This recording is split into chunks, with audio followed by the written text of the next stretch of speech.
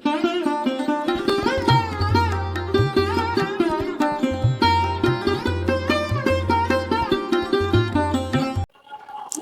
மக்கள் அனைவருக்கும் வணக்கம். வாழ்க வளமுடன். நான் உங்கள் தரணிதாசன், பாரம்பரிய முறை ஜோதிடர் மற்றும் வாஸ்து ஆலோசகர்.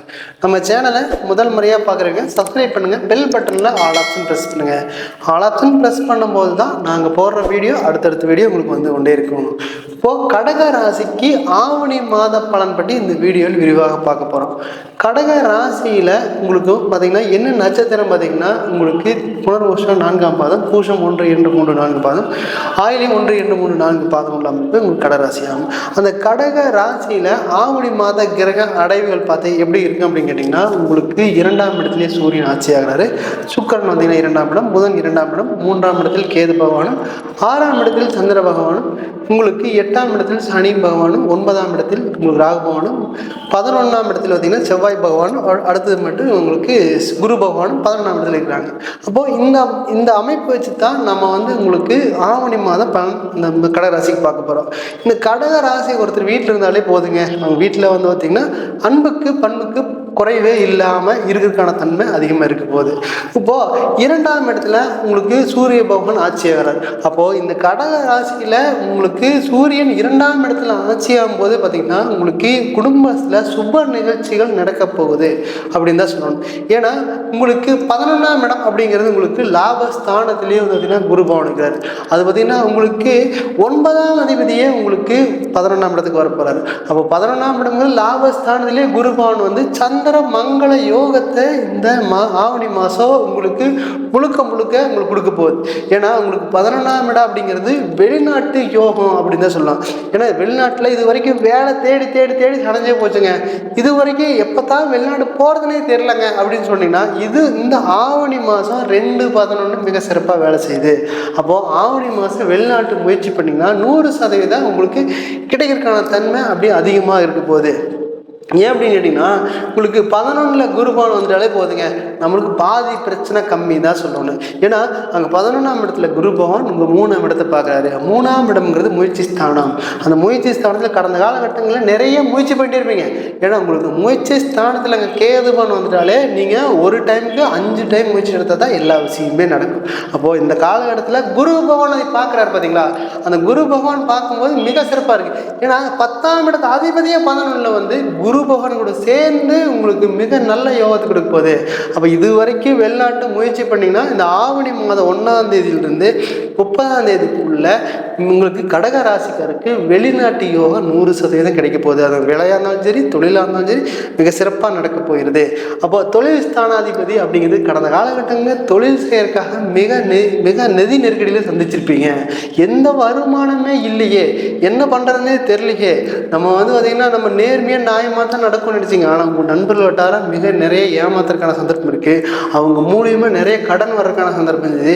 ஏன்னா ஆரம்பத்திலேயே ராசியாதிபதி அப்படிங்கிற சந்திர பகவானே உங்களுக்கு 6ஆம் இடத்துக்கு போய்க்கிறாரு. அது வந்து சந்திரன் 6ஆம் இடத்துக்கு போனால் நீங்கள் எந்தெந்த விஷயத்துலாம் கடன் வாங்கக்கூடாதுன்னு நினைப்பீங்களோ, எங்கெங்கெல்லாம் நேர்மையாக நடக்கும்னு நினைப்பீங்களோ, எங்கெங்கெல்லாம் நியாயமாக நடக்கும்னு நினைப்பீங்களோ, அது எல்லா இடத்துலையும் ஒரு தலைகுனிவு அப்படிங்கிறது உங்களுக்கு வந்து கொண்டே இருந்திருக்கும். இது ஏன் அப்படின்னு கேட்டிங்கன்னா, ஏன்னா நம்ம கௌரவமாக இருக்கணும்னு நினைப்பீங்க, ஆனால் அந்த கௌரவத்துக்கு மட்டுமே பங்கம் வந்து கொண்டே இருக்கும்.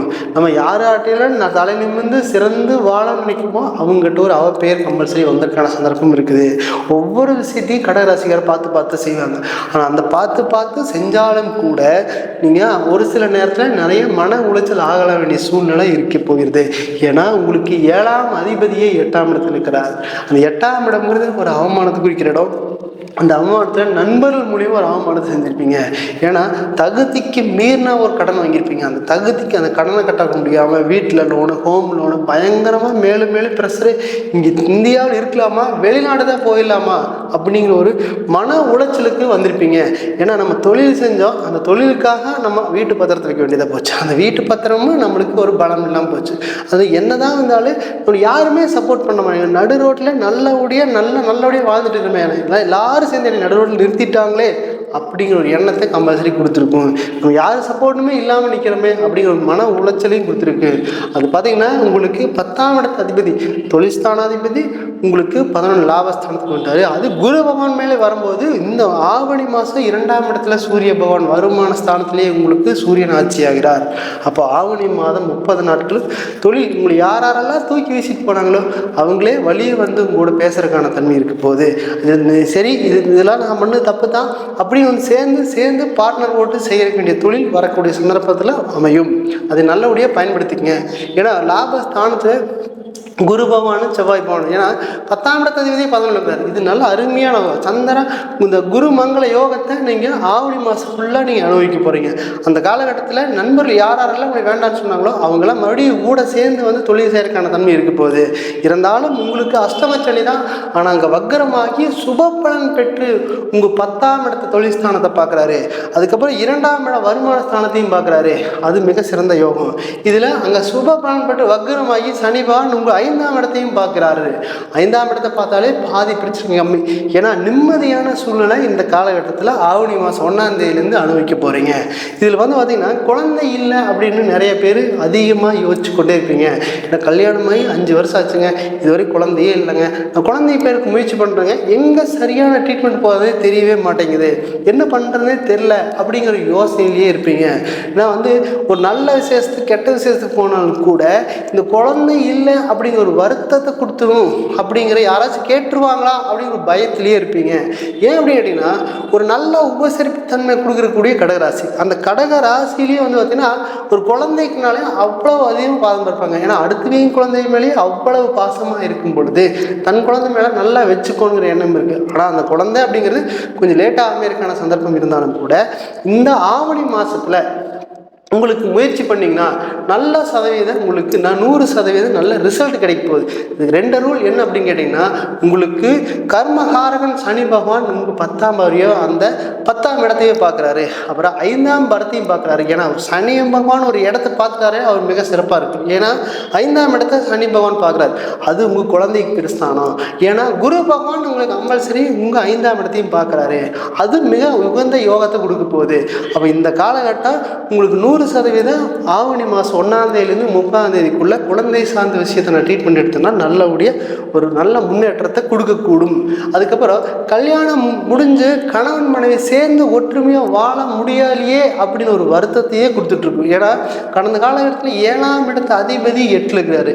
அப்போ நம்ம தப்பான வரனை தேர்ந்தெடுத்துட்டோம் அப்படின்னு சொல்லிட்டு மனைவி சைடு ஒரு மாதிரி மணமகன் சைடு ஒரு மாதிரி நிறைய பிரச்சனையை மட்டுமே சந்திச்சிருப்பீங்க. நம்ம நினச்ச மாதிரி லைஃப் இல்லை. நம்ம என்ன தான் சொன்னாலும் கூட அவங்க மனசு சரின்னு ஏற்றுக்கவே மாட்டேங்குது. அவங்க சொன்னாலும் கூட என்னுடைய மனசு ஏற்றுக்கவே மாட்டேங்குது. நான் தப்பான வரனை சூஸ் பண்ணிட்டேன் அப்படின்னு தினம் மனசு நொந்து வாழ்ந்து கொண்டு இருப்பீங்க. இது கவலைப்படாதீங்க. என்னன்னு கேட்டிங்கன்னா அந்த குரு பகவான் 7ஆம் இடத்தை பார்க்குறாரு. அந்த சனி பகவான் உங்களுக்கு வக்கரமாக போது சேர்ந்து பேசிங்கன்னா சேர்ந்து வாழக்கூடிய தன்மை இந்த காலகட்டத்தில் உருவாகும். ஏன்னா குரு பகவானும் பார்க்குறாரு, குடும்பஸ்தானத்திலேயே சூரிய பகவான் ஆட்சி ஆகிறாரு. அப்போ உங்களுக்கு சூரிய பகவான் ஆட்சியாக இருக்கும்போதே பார்த்திங்கன்னா ஒரு நல்ல சூழ்நிலை இருக்க போகுது. எனக்கு குடும்பத்தில் சுப நிகழ்ச்சிகள் நடக்க போகுது அப்படி தான் சொல்லணும். ஏன் அப்படின்னு கேட்டிங்கன்னா ஒரு டைமுக்கு 2 டைம் முயற்சி பண்ணிங்கன்னா உங்களுக்கு நல்லபடிய குடும்பம் சேர்ந்து ஒற்றுமையாக வாழக்கூடிய தன்மை இந்த ஆவணி 1ஆம் தேதியிலிருந்து 30ஆம் தேதிக்குள்ளே உங்களுக்கு இது நடக்க போகுது. ஏன்னா திருமணம் ஆச்சுன்னா 5 வருஷம் பார்க்குறாங்க, 7 வருஷம் பார்க்குறாங்கிற ஒரு தன்மை இருந்துகிட்டே இருக்குது. ஏன்னா என்ன தான் பார்த்தாலும் நம்மளுக்கு எந்த வரணுமே அமையலையே, நமக்கு மட்டும்தான் இப்படி நடக்குதான் ஏன் அப்படின்னு மட்டும் ஒரு ஃபீல் இருந்து கொண்டே இருக்கும். ஏன்னா நம்ம யாருக்கும் எந்த துரோகமும் கடகராசிக்காக செய்ய மாட்டாங்க. அப்படி செய்யலை அப்படி நமக்கு மட்டும் இந்த மாதிரி நடக்குதே அப்படிங்கிற எண்ணத்தை கொடுத்து கொண்டே இருக்கும். இது ஒன்றும் பிரச்சனை இல்லை. ஏன் அப்படின்னு கேட்டிங்கன்னா உங்களுக்கு 2ஆம் இடத்தடி குடும்பஸ்தானாதிபதி அங்கேயே ஆட்சி ஆகிறார். அப்புறம் 7ஆம் இடத்து அதிபதி அப்படிங்கிறது 8ல் வக்கரமாகி குடும்பஸ்தானத்தை பார்க்குறாரு. அப்போ உங்கள் 7ஆம் அதிபதியும் கூட குரு பகவான் பார்க்குறாரு. அப்போ இந்த காலகட்டத்தில் நல்ல வரன் ஆவணி 1லிருந்து 30ஆம் தேதிக்குள்ள கடக ராசிக்கு நீங்கள் மணமகள் நிச்சயிக்கப்பட போகுது. இது நல்லபடியாக பயன்படுத்திக்கங்க. அப்போ பார்த்தீங்கன்னா இது ஒவ்வொருத்தருடைய ஜனன காலத்தில் பார்த்தீங்கன்னா தெரிஞ்சுக்கணும் அப்படின்னு கேட்டிங்கன்னா கீழே கொடுக்கப்பட்டுள்ள என்னை தொடர்பு கொள்ளலாம். நான் சொல்கிறது எல்லாமே ஆவணி மாதத்துக்கு கடகராசிக்கு கோச்சார பலன் மட்டும்தான். நீங்கள் உங்கள் ஜாதகத்தில் சுய ஜாதகத்தில் வந்து பார்த்தீங்கன்னா திசா புத்திக்கு எப்படி இருக்குதுன்னு பார்க்கணுன்னு தெரிஞ்சிட்டிங்கன்னா கீழே கொடுக்கப்பட்டுள்ளதை தொடர்பு கொள்ளலாம். நான் உங்களிடமிருந்து விடைபெறுவது தரணிதாசன், பாரம்பரிய முறை ஜோதிடர் மற்றும் வாஸ்து ஆலோசகர்.